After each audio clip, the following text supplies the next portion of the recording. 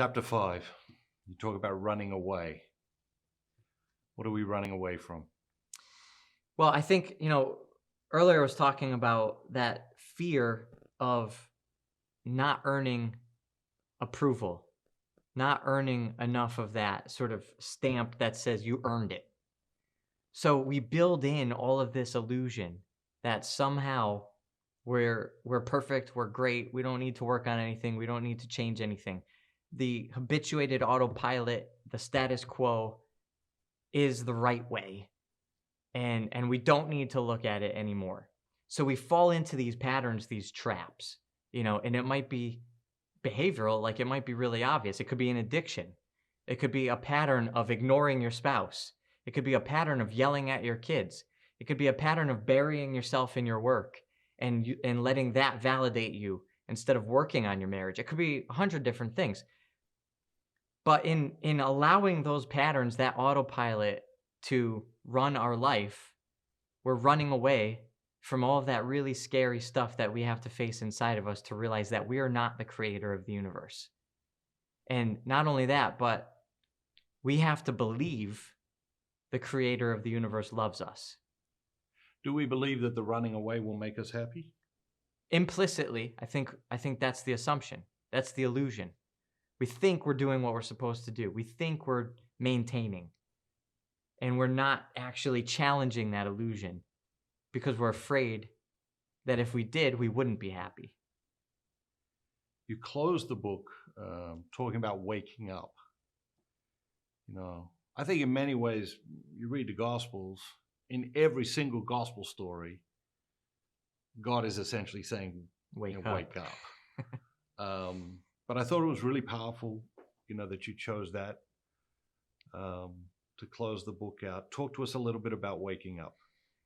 Well, I think there's so much beauty in our world, and it's in every moment, and we're sleeping through it.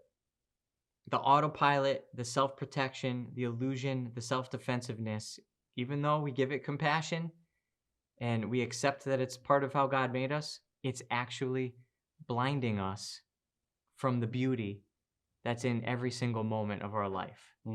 Every single person, every single interaction, every single person is an image of God. We are made in the image of God. We say it like it's nothing.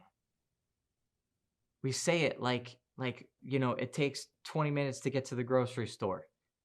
I'm made in the image of God. Like equal realities.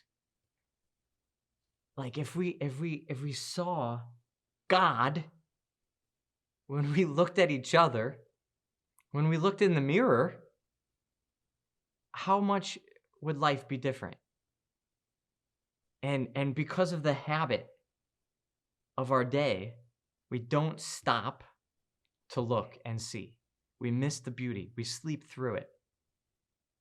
And in many ways, we couldn't, you'd have to be a mystic. You'd have to be a hermit to actually always see God. Like, we couldn't walk down the street. You'd be on your knees, every 3 steps.